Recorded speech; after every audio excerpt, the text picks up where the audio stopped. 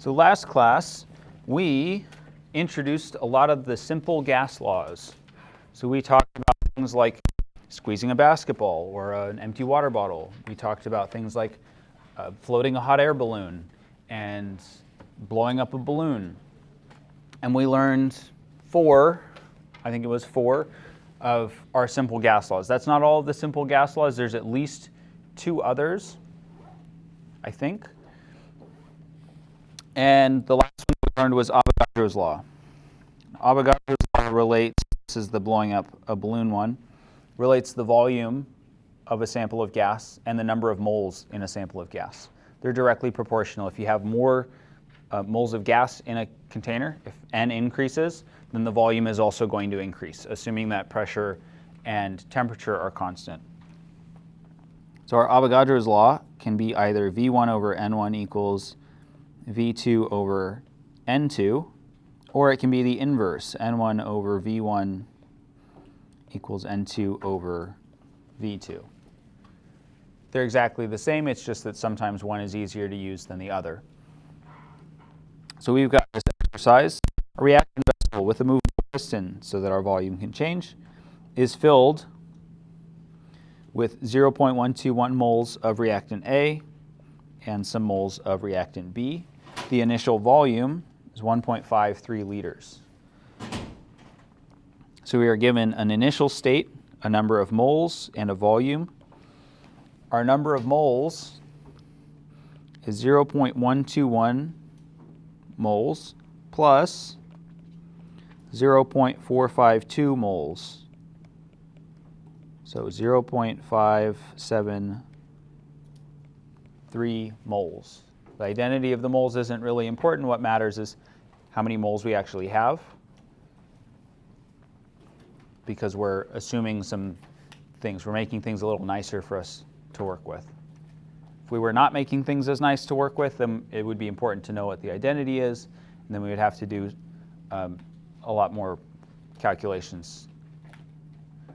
We're not doing that, so we've got the easy job, the easy way of doing it. So that's our number of moles that we started with, and we also started with that volume being 1.53 liters. After the reaction was complete, so this is our second state, the volume of the vessel is 0.884 liters. So V2, 0.884 liters. How many moles are present in the reaction vessel? So we're looking for N2. Since we're looking for N2, it would be helpful to use the version of Avogadro's law where N is on top.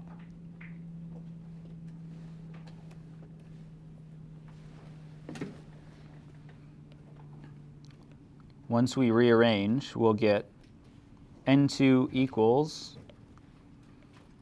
N1 over V1 times V2.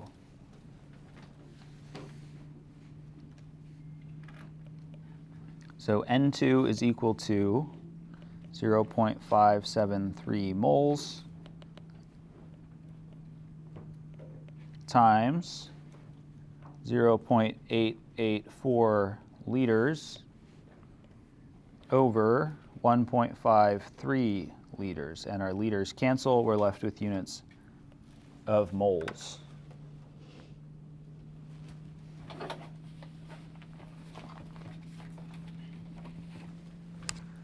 We could have made a guess before even writing out the formula, just based on the way the volume changed. We went from 1.53 liters to 0.884 liters, so our volume decreased.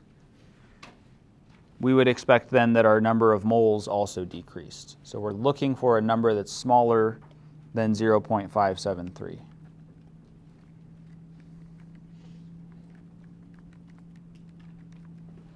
And that number is 0.331 moles. That's how many moles are in the reaction vessel. We don't know how much of that is A, how much of that is B, or some secret third thing. We just know that that's the number of moles. Any questions about that?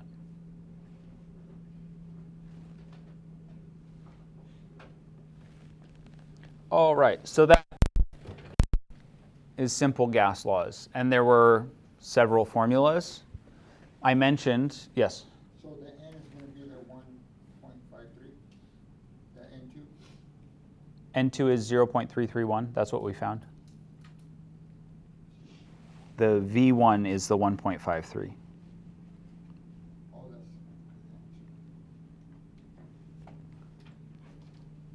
So I mentioned at the end of last class, we kind of got here and we're peeking down at this, the ideal gas law, which would have been nice to cover last class since it's in our lab. The ideal gas law can be used to get all of our simple gas laws. So if you were feeling a little anxious about having to come up, or memorize rather, a bunch of simple gas laws, we can make all of them with the ideal gas law, which is really cool. The ideal gas law also unlocks something for us. For all of our simple gas laws, we needed a reference state. So we needed to know, for example, the volume and the number of moles for one state. Then we could change one of those and figure out what the other one was. With the ideal gas law, we don't need a reference state. We don't need to know what it was in some other conditions. We can use one set of conditions and figure out what the other variable or variables are. So our ideal gas law is here, PV equals nRT. This is one form of the ideal gas law. This is usually how you'll see it because everything's nice and everything's on top. We don't have any fractions. There's no dividing. It's just multiply. So in PV equals nRT, our P is pressure, our V is volume, N is number of moles like we've seen before, and T is temperature. R is the only new one here. R is the ideal gas constant. One form of the ideal gas law constant is this 0.0821 liters atmospheres per mole Kelvin. It's a bit of a whopper of units. It's got a lot of stuff in there. One thing that is helpful here is that the units of R tell us what units to use for the other things.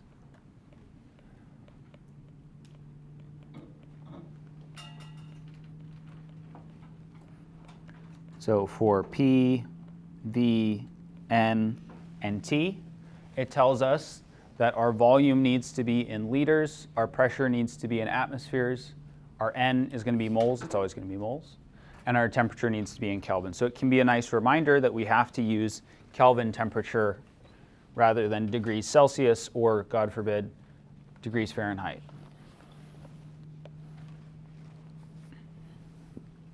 So that's a nice thing about having so many units there.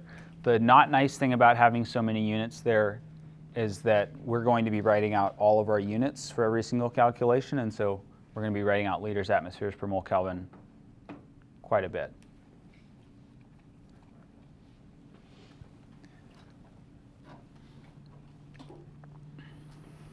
So PV equals nRT. We can rearrange this to form the simple gas laws. So we're going to start with our PV equals nRT. Then if we've got a problem where P and T are the two variables that we're given, we're going to set up our ideal gas law so that P and T are on the same side. And I've got a typo here. So that's supposed to be V. So from PV equals nRT, we divide both sides by T to move T from the right side to the left side. We would also divide both sides by V to move V from the left side to the right side, and that's how we end up with P over T equals NR over V. So this NR over V, we're going to kind of ignore. Those things are going to stay constant. And P and T are the only things that we're going to worry about. So we're going to copy paste P over T. We'll call one of them 1 and the other one 2. And we have now come up with Gay-Lussac's law, which is another of the simple gas laws. We can also do it for Boyle's law and all of the other gas laws. So Boyle's law relates pressure and volume. Conveniently for us, pressure and volume are already together. So we ignore the nRT, add another PV, call one of them 1, call the other one 2. P1V1 equals P2V2. We've got our Boyle's law. So just move all the things that you want to one side, all the things that you have, the one thing that's changing. Move them to one side, copy, paste it, call one of them 1, call the other one 2, and now you've got your simple gas law. And as long as you don't need the name for some reason, this strategy works for coming up with all those simple gas laws. Alternatively, if you don't like this method, if this is scary to you, you can just memorize the simple gas laws. That also works. I might even give some of them to you on the exam. I don't remember. All right, let's use our ideal gas law. Our ideal gas law is PV equals nRT, and R, the form that we will see the most, is 0.0821 liters times atmospheres over moles Kelvin.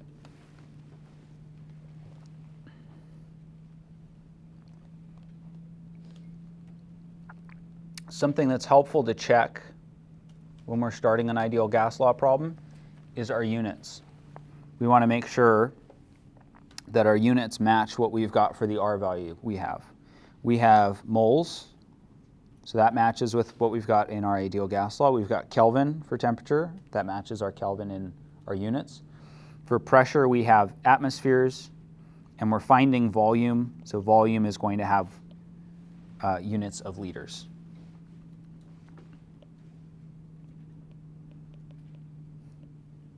Our units match, so no conversions are needed.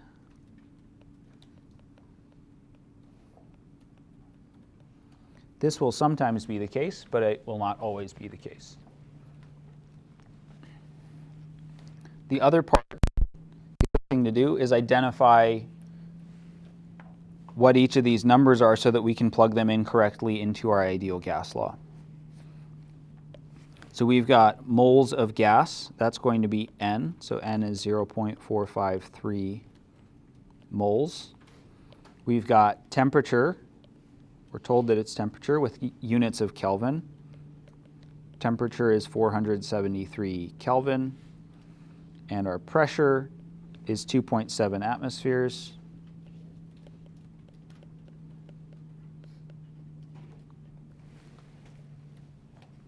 We are looking for volume, since that shows up right next to our question word. What is the volume?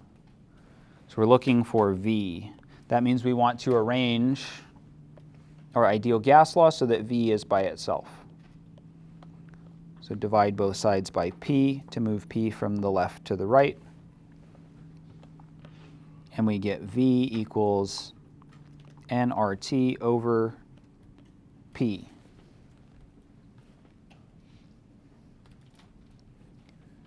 It's relatively simple algebra, but lots of people don't like doing algebra. Checking our units, writing all our units out can be helpful for making sure that we did the algebra correctly.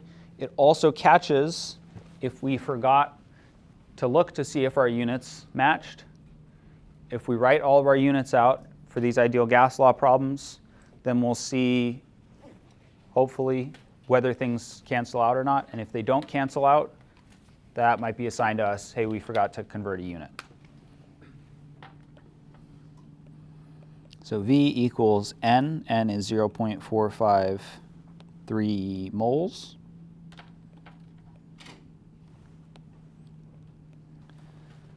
That's multiplied by R, 0.0821 liters times atmospheres over moles times Kelvin. Also multiplied by T, 473 Kelvin, and that's all over P, 2.7 atmospheres. So checking that our units cancel, we've got moles that cancels because in our units for R, it's in the denominator, it's down below, so those will cancel out. Same idea for K, our kelvins cancel. Then in the top of our units for R, we have atmospheres, and in the bottom of this whole thing, we've got atmospheres. So those cancel out. Our unit that is left is liters. No other units left, so that's a good sign. So we'll multiply everything on the top by the thing on the bottom, and we should get our answer. So the volume of this system is 6.5 liters.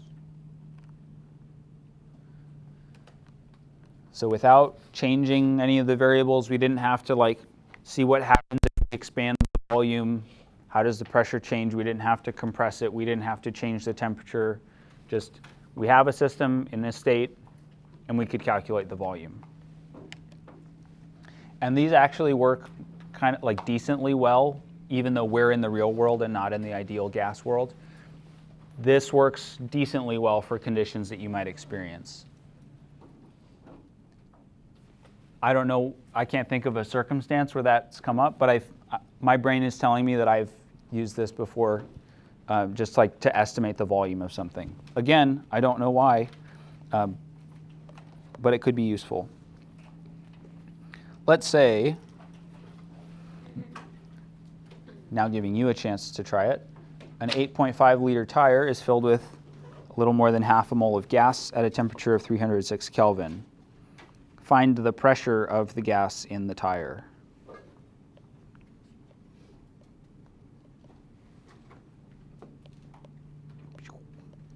Given PV equals nRT, and R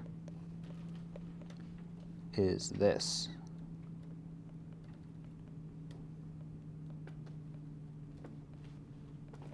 Let's give that a try.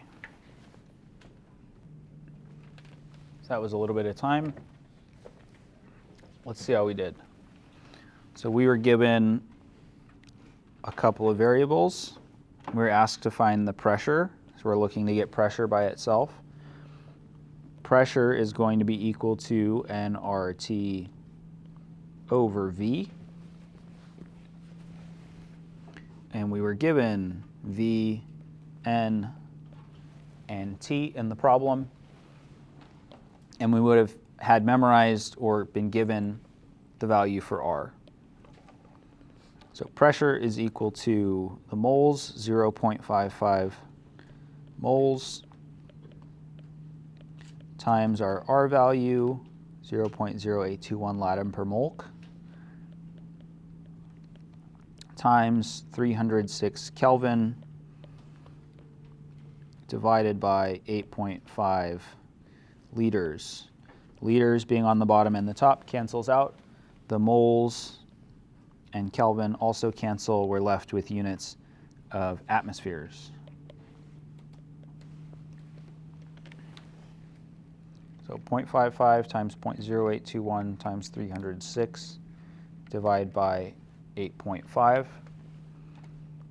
Our pressure is 1.6 atmospheres, which is about 23.9 psi, if I'm doing that conversion correctly. So maybe a little bit low if it's in your car tire, but I'm sure that there's tires that are supposed to be at around 24 psi. Questions about any of that?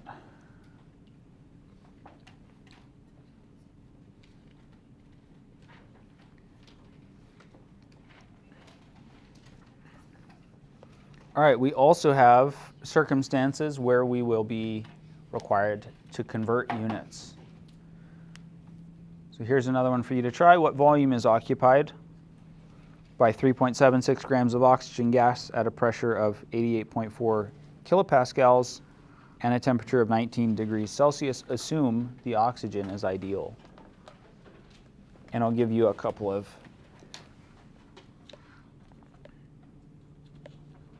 helpful conversion factors and things.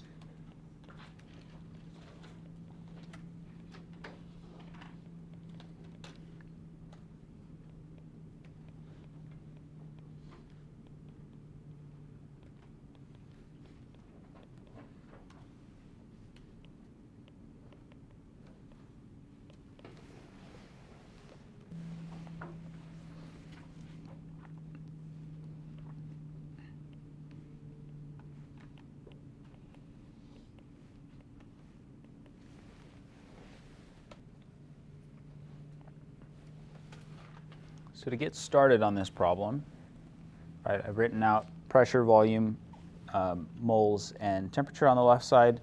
We can put each of these values in. We need 3 of these to be able to solve this problem. So we are asked, what volume? So V is what we're solving for. We're going to need pressure, moles, and temperature to solve this. We've got a pressure of 88.4 kilopascals. So 88.4 kPa. We've got a temperature of 19 degrees Celsius. And the thing that we have that's related to number of moles is 3.76 grams of oxygen. Gas. If we try putting this in right away, after we've rearranged to get V by itself, we saw that earlier, V equals 3.76 grams times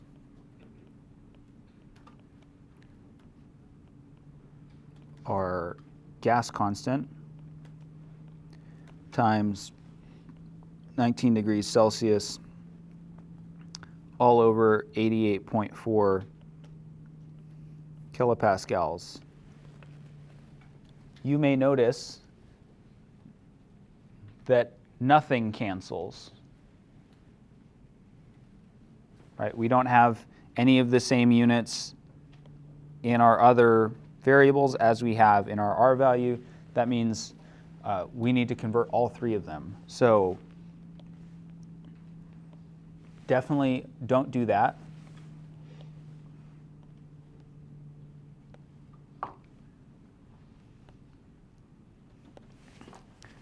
So to convert these, I gave you the conversion factor for kilopascals to atmospheres. So we're going to divide that 88.4 by 101.325.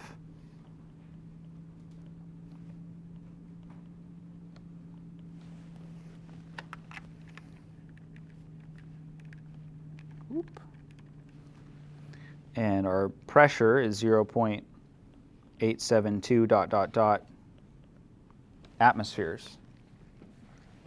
For our temperature, we need to get it into degrees Celsius, so we're going to add 273.15.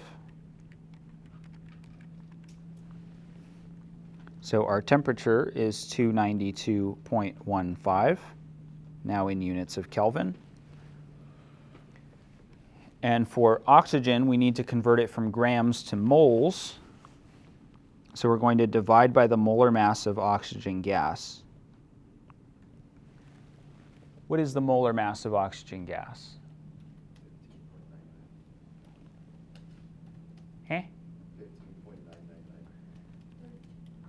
It is 31.998. So this is the trick part of the question that I mentioned. So it was written out as oxygen gas. Oxygen, horses need oats for clear brown eyes. It's the oats part. So this is O2 gas. That was the trick part of it.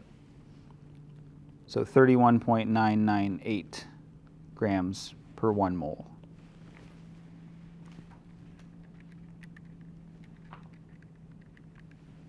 So our moles is 0.1175 ...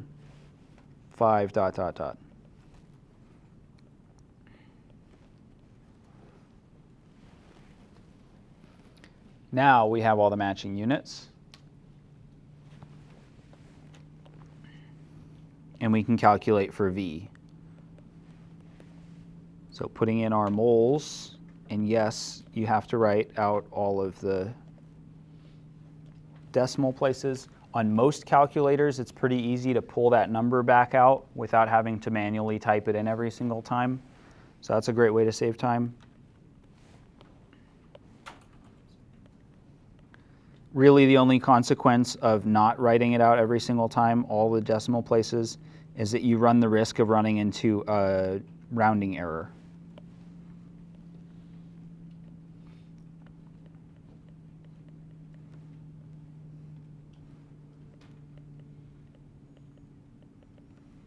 Usually a rounding error is not going to completely mess things up, but it's best to avoid them anyway. So our volume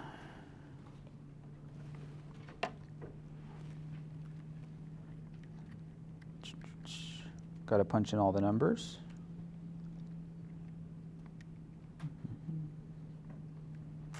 .23 liters.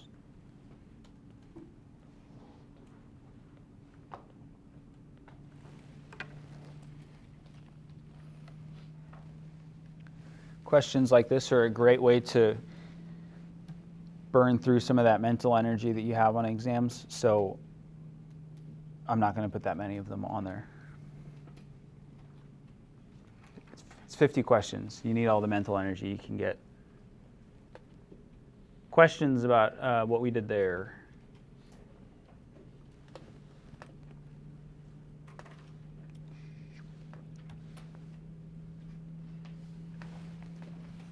Cool. Another thing that we can do with the ideal gas law is if we have a mass measurement, and only if we have a mass measurement, we can calculate the molar mass of a gas. So this requires us to have a container, like an empty balloon or an Erlenmeyer flask or something that we are going to trap the gas in. And we can calculate with the gas in there versus without the gas in there and figure out, okay, this is what the mass of the gas is. We'll be doing that in lab this week. So let's say we magically know that the sample of gas has a mass of 38.8 milligrams. Or given volume and temperature and pressure, we can find the molar mass of the gas. This is another one of the ones where we get to do a bunch of unit conversions. We're finding molar mass of a gas.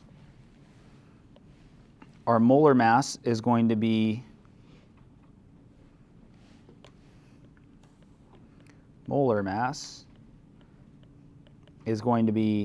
mass over number of moles.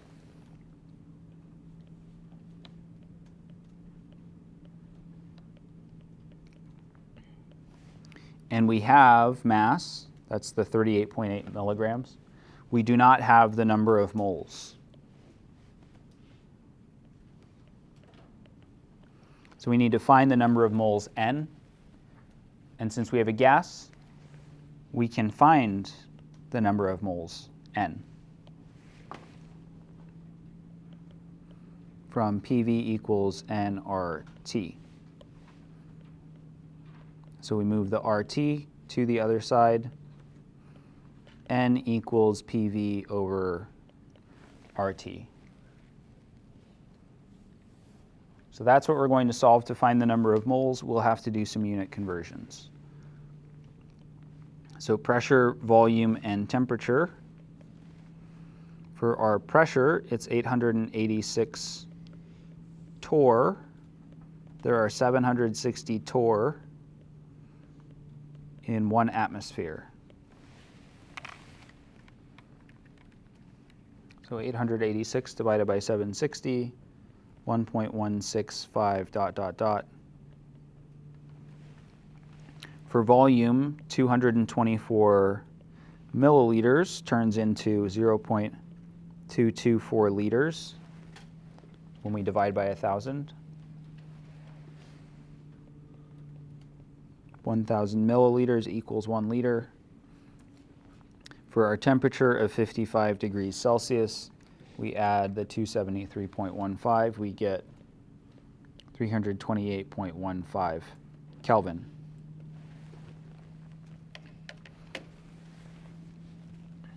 So that's kind of just all the setup stuff. Then we can plug it into this N equals PV over RT. So N is equal to 1.165 ... atmospheres times 0.224 liters over our friend R, 0.0821 liters atmospheres per mole Kelvin. And that's multiplied by the temperature in Kelvin.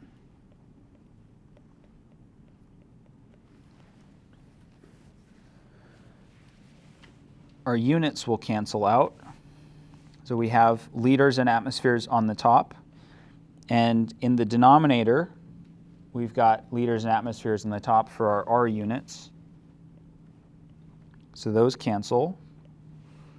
In the bottom, we've got Kelvin, and we've got Kelvin in the bottom of our R units. Those will also cancel. And then moles, being on the bottom, will flip up to the top.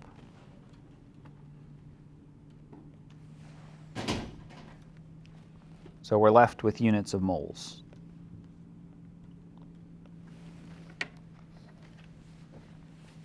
The divided by sort of thing is like our multiplication division version of like a double negative.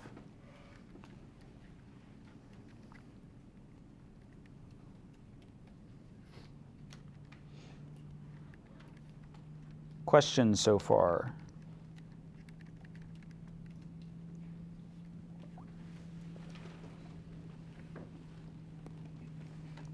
So our number of moles, 0.00969 ...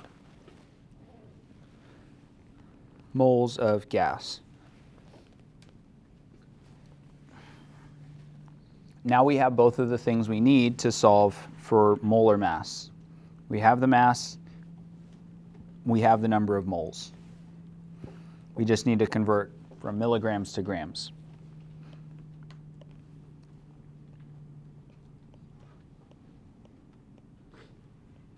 So 0.0388 grams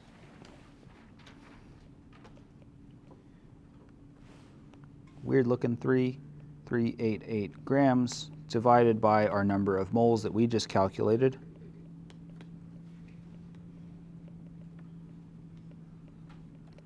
Since we have grams over moles, that'll give us units of grams over moles. Grams per mole being our typical unit for molar mass.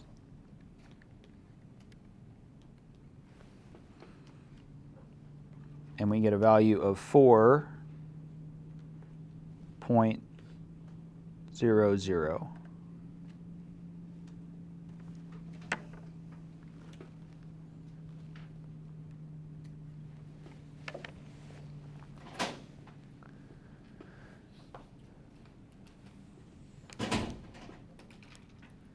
Questions about any of those steps?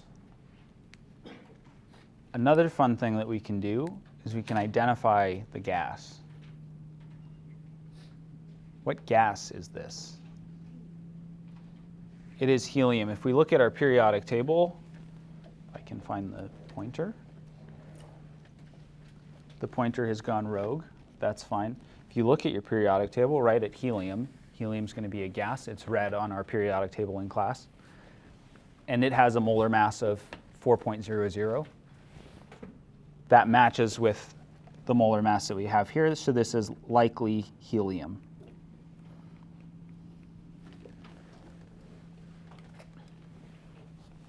Rather than him. It's he, not him.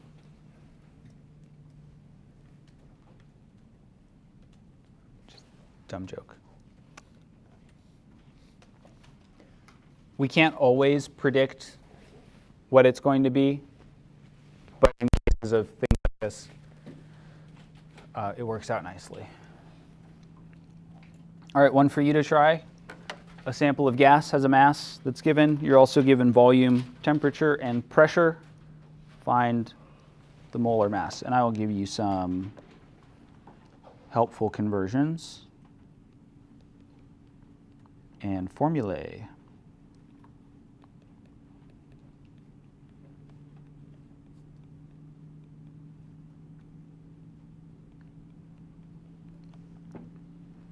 Infrequently, it might also benefit you, save you a little bit of time to use a different version of the ideal gas constant or the gas law constant. Because there are versions with different units, so you can sometimes find one that's the same as the pressure units you have, and it'll save you one step. But if you're fast with conversions, then it might just be better to use what you know. I'm going to just start working through some of our conversions here.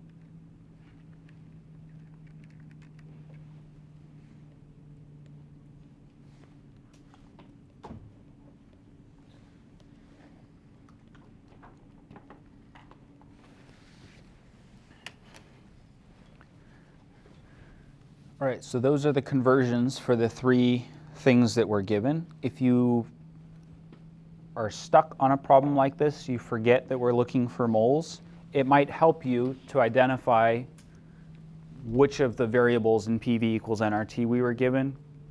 You're only going to be asked to find something where there's one missing variable, so whatever we don't have given to us, that's what we're going to be looking for.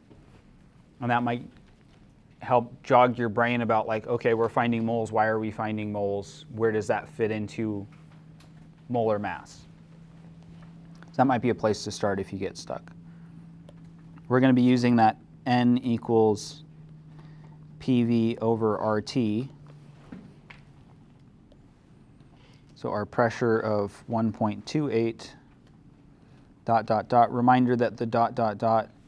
means I'm including all of the numbers after that. I'm just not wanting to write them all out. Our volume we didn't have to convert. That's nice. Our R value is the same thing that it's been with units of latim per molk. And our T, 361.15 Kelvin. Just like before, Kelvin cancels Kelvin, atmospheres cancels atmospheres, liters canceled, you guessed it, liters, and the moles flips up to the top.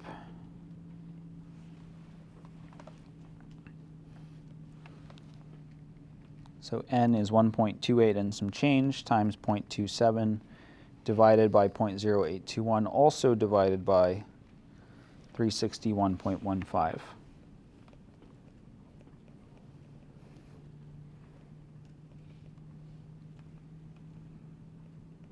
So we've got 0.0116-ish moles. If you're not getting that same number, it might help you to put parentheses around the numbers on the bottom. So doing the multiplication of our R value and our T value in parentheses. Alternatively, if you don't want to put in parentheses, you can save yourself a single button press, two button presses, sorry, if you put another divide sign. So 1.28 and change times 0.270, divide by 0.0821, divide by 361.15. That's the same as adding parentheses, to your calculator. Saves you pushing 2 buttons, so that can be huge.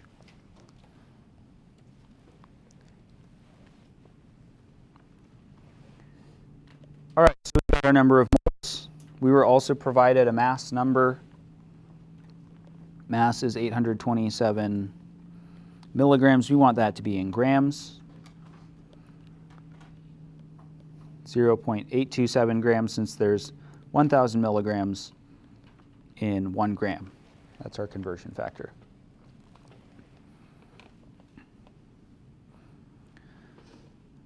So our molar mass equals 0.827 grams divided by 0.011 ... moles, giving us a grams per mole of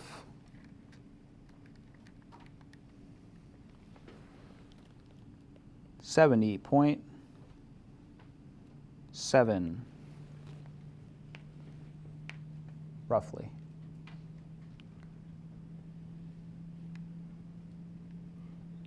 Questions about the process? Any guessers about what gas this might be? Just for fun.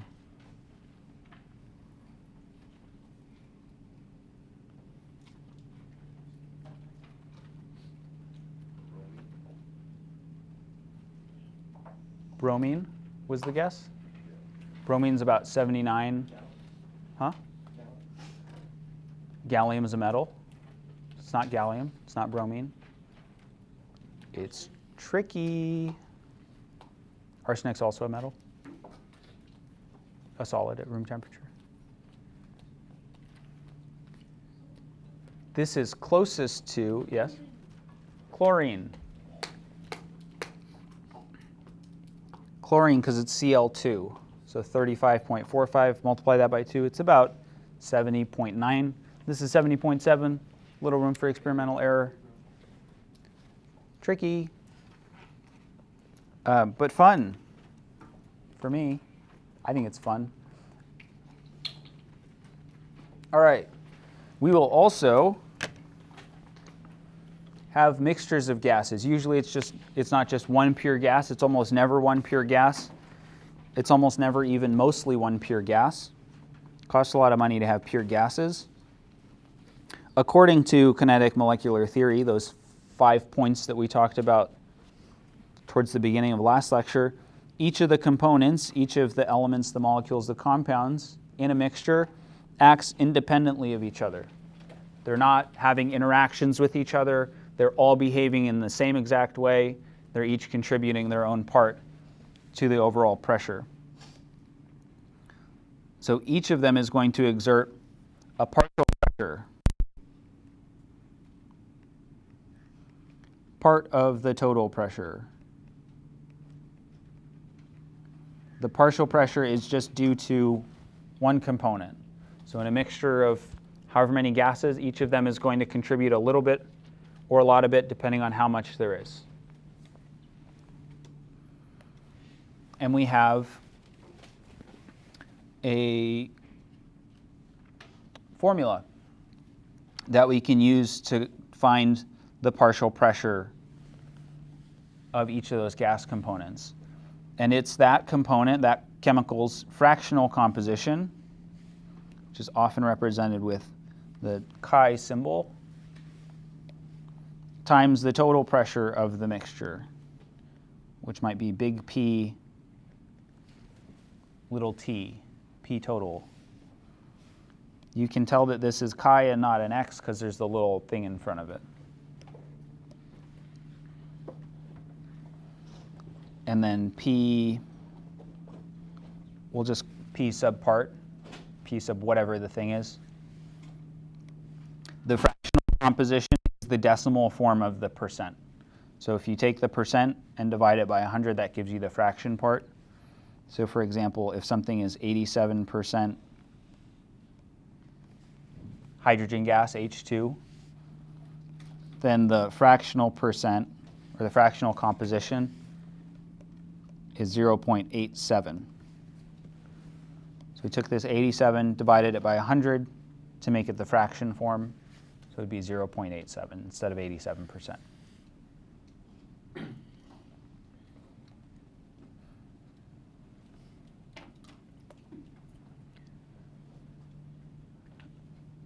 The air that we experience, that we get to breathe most of the time, is a mixture. It's mostly nitrogen, 78% nitrogen. That's a lot of nitrogen. It's 20% oxygen. That's the good stuff. There's also a little bit of argon, an even smaller amount of carbon dioxide, and some trace levels that's less than the 0.04% of carbon dioxide. So where we are, it's about 1 atmosphere of total pressure. Since we're only about 400 feet above sea level, we're close enough that we can just call it about 1 atmosphere. So the nitrogen molecules in our air, since they're 78% of the mixture, contribute 78% of the total pressure. So our partial pressure from nitrogen N2 is the fractional composition, that chi N2, times the total pressure. So for example, the partial pressure of the nitrogen, the amount of pressure that we're experiencing solely from the nitrogen gas molecules is 0.78%, or 0.78, sorry, turning this 78% into a fraction, times the total pressure of approximately 1 atmosphere. So we're experiencing about 0.78 atmospheres of pressure just from the nitrogen that's in the air. You can do the same thing for all of the other gases as well. I think the scariest part of these calculations is like people don't like chi and doing stuff with fractions. But mathematically, it's very simple. The optimist says the glass is half full. The pessimist says the glass is half empty.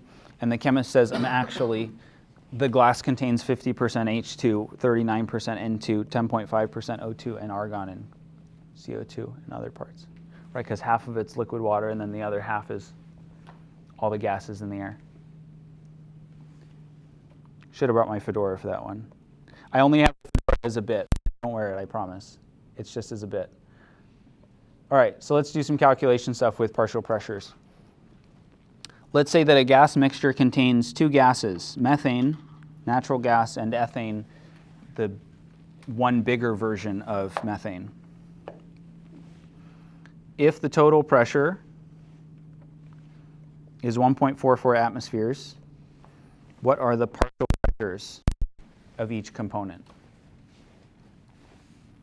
So our equation is the partial pressure is equal to the fractional composition. Let's just call it A. So P sub A, the partial pressure of gas A, is equal to the fractional composition, the percent, but as a decimal, of A times the total pressure.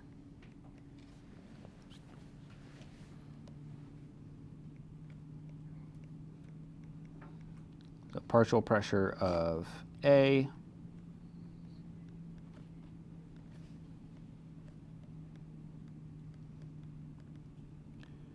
fractional composition of A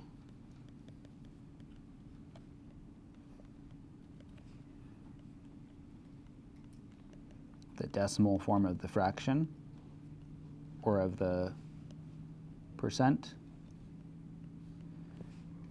and P total is our total pressure. So just breaking it down again for you. Our partial pressure due to methane, sometimes you'll see that shortened as me. So the partial pressure of me, is the 64% but make it a decimal. So 0.64.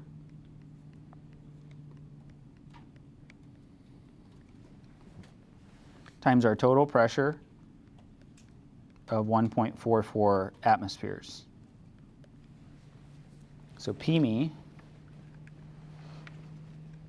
0.64 times 1.44, the pressure contribution, the amount of pressure from the methane is 0.92 atmospheres. We can do the identical calculation for ethane. So this time, shortening ethane might be PET, not like the plastic. So 0.36 times 1.44 atmospheres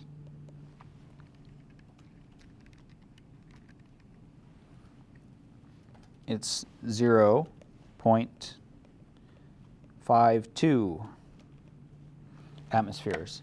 And sometimes when we're doing questions like this, it didn't happen this time, but sometimes if you look at the partial pressures and you add them up, it's going to be slightly different from our total pressure. In this case, it worked out. But if you have like 3 components or 4 components, sometimes you add up all the partial pressures and you don't quite get the total pressure. That's just a rounding error because we rounded each of these numbers off. If you did the unrounded numbers and added them up, it would all work out. Another thing that you could have done for this one, if you just really didn't want to do this partial pressure of ethane, you could take the total pressure, subtract the pressure of methane, and that would give you the pressure of ethane. It'd be another way to go about getting that partial pressure of ethane. Questions?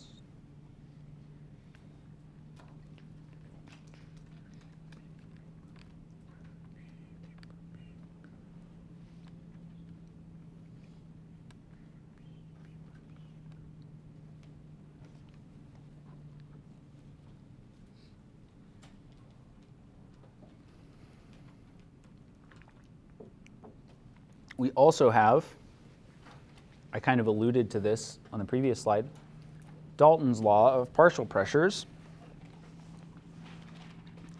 All that Dalton's law of partial pressures says is that if you add up the pressure of each of the components of a gas, that will give you the total pressure. This would be sort of like if you filled up a container with a couple of liquids. Like let's say that I've got a 1 liter container. This is the pressure version of what you might do for volume. So let's say that I fill it up 40% water. I don't know why the water is red.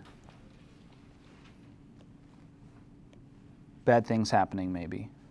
And then I fill it up also with, I put some oil, and maybe that's like 25%. Looks like 20% to me. Let's call it 20% oil. And then on top of that, just filling up the rest of that, I've got, for some reason, acetone. Acetone might float on oil. Who knows?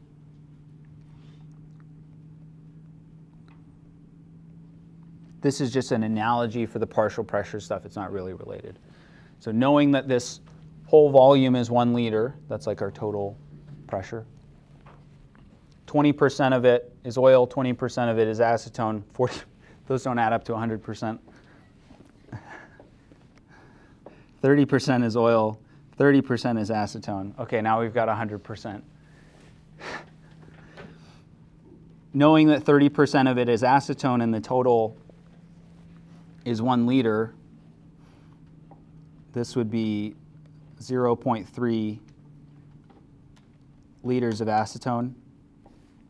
For our oil, same thing, 0.3 liters of oil.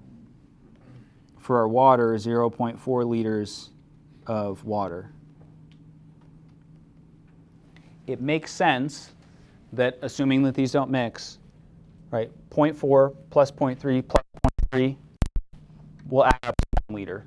That's kind of all we're doing with the pressures. So each of these is going to contribute an amount, like our volume contributes here, but they're contributing in pressure. Those should all add up to equal the total pressure.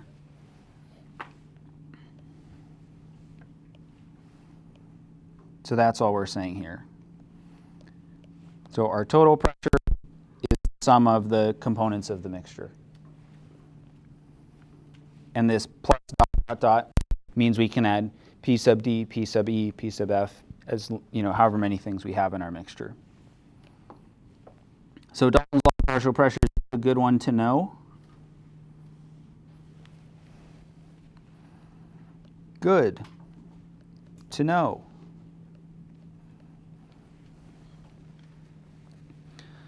Let's say that we have hydrogen gas and it's mixed with water vapor. This is a real scenario that we'll be encountering in about 2 weeks' time. The mixture has a total pressure of 734 torr. And the water vapor has a partial pressure of 22.5 torr. What is the partial pressure of the hydrogen gas?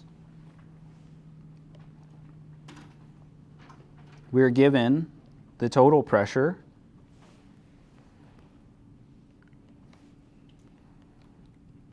(734 torr), a little less than 1 atmosphere. The water vapor has a partial pressure of 22.5 torr. So P sub H2O, 22.5 torr. We want the partial pressure of the hydrogen gas.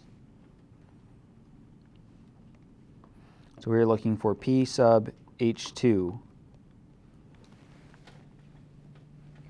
The pressure of all the gases in the mixture adds up to equal the total pressure. In this case, we just have 2 gases. We've got water, H2O, we've got hydrogen gas, H2. So we can write out a Dalton's law equation for this particular system. Total pressure is going to be the pressure of the water plus the pressure of the H2 gas. There's nothing else in there contributing pressure. All of the pressure has to come from water and H2.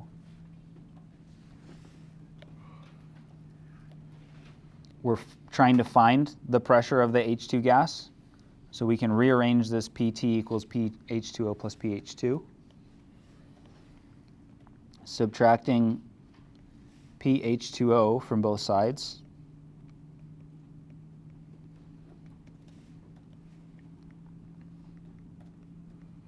It makes sense that whatever pressure isn't contributed by the H2O is contributed by the H2. The H2, now H2. So our total pressure minus our pressure of our H2O will give us the rest of the pressure, which is the pressure of the H2. So 734 torr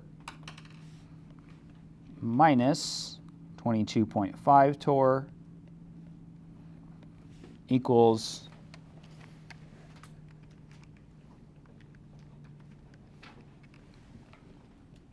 711.5 torr, which we would probably round up to 712 torr.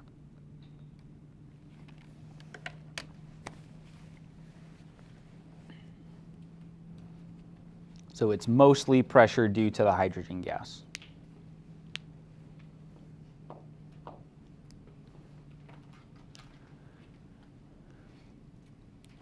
So I think the tricky part of this question, which is not that tricky, is just coming up with this Dalton's law of partial pressures equation. You don't necessarily have to come up with it. You can work out in your mind to do the math the way that we did it down here, 734 minus 22.5. That's fine, as long as you're not adding them or ending up with a negative number.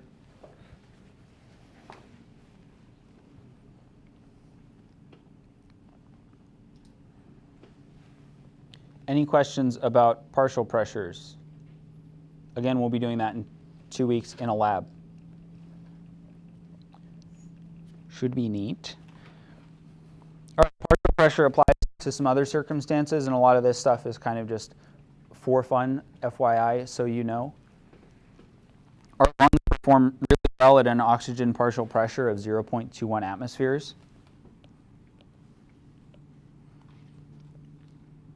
Oxygen is 21%, and that's at 1 atmosphere. So sea level, really nice and comfy. We've got the most oxygen that we can get kind of in the world.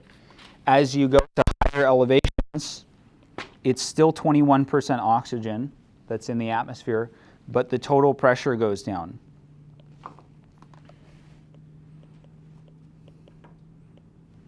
At high elevation,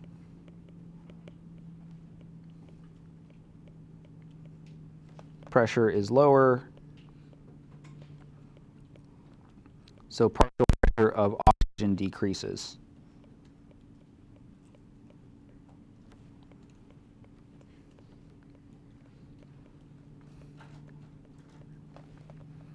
If you've tried going up into our Great Sierra Nevada mountains and running around, or even just taking a brisk walk around, depending on your level of activity and fitness, you may have noticed, ooh, I'm running out of breath pretty quickly.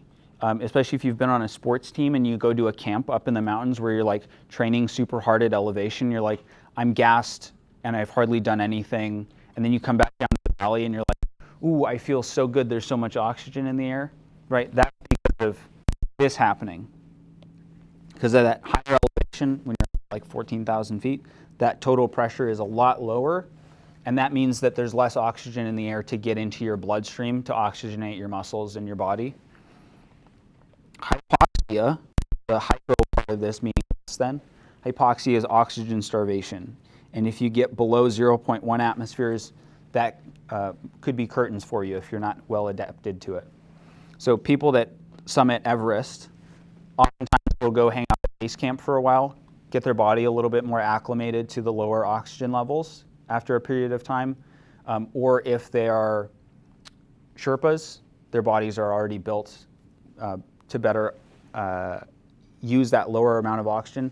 But typically people that aren't Sherpas or aren't super well developed for the area will bring along oxygen tanks so that they can continue breathing. Question? And what if it was reversed? You had an axis of oxygen. Yeah, so you can actually go, there's places where you can go to be in like a hyperbaric oxygen chamber. So they increase the pressure or they add more oxygen to increase the partial pressure. And so you can like, oxygen doping is often what it's called, like in sports. So sometimes before a big race, athletes, or a big event, athletes will go into a hyperbaric oxygen chamber to over-oxygenate their blood, and that'll help them perform even better. I don't know how long that effect lasts, but it's something that rich people do for fun. I bet it feels great as long as you don't go too high, because there's also another side of it. You can also get oxygen toxicity. So if the partial pressure of oxygen is more than 1.4 atmospheres, not something you're likely to experience on accident, then you can get oxygen toxicity. So you might start twitching, you'll get tunnel vision, you'll get convulsions, and this is most likely to happen to you if you're scuba diving.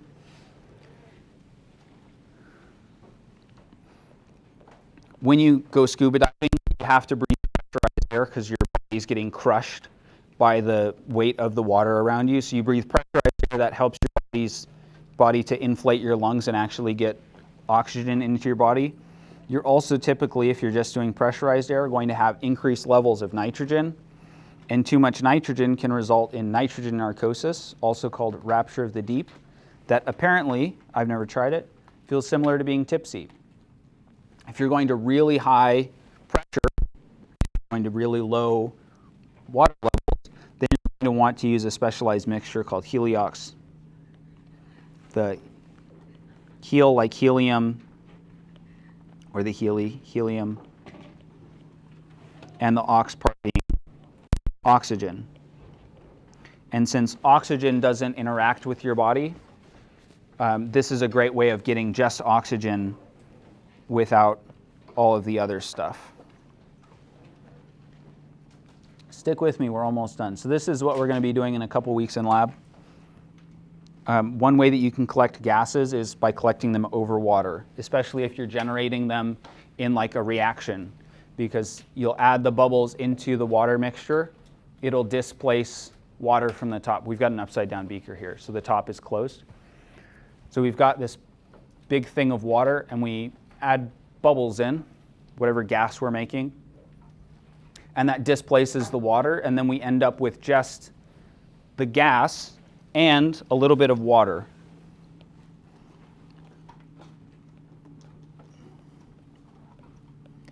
This is nice because there's no air in there, so we don't have to take into consideration the air components, since those are all being avoided. And the pressure of the water depends on temperature.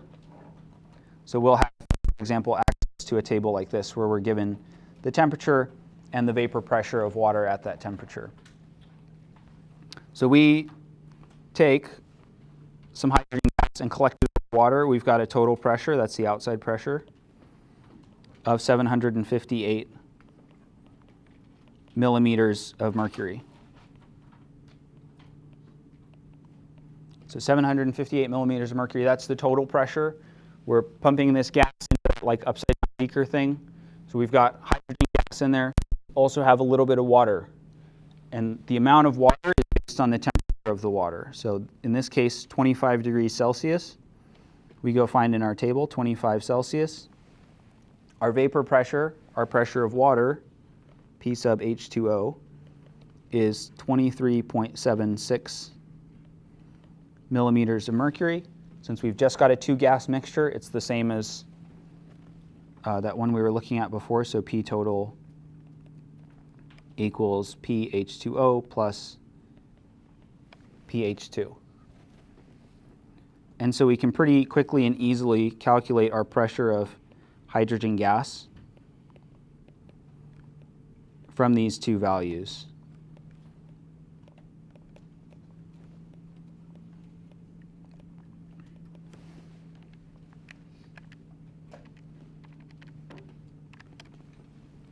So our pressure of hydrogen gas, 734 mmHg.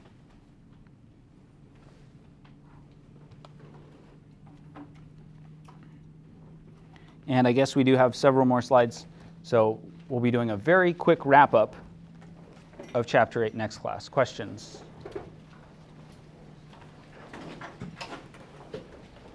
No questions. All right. Next time.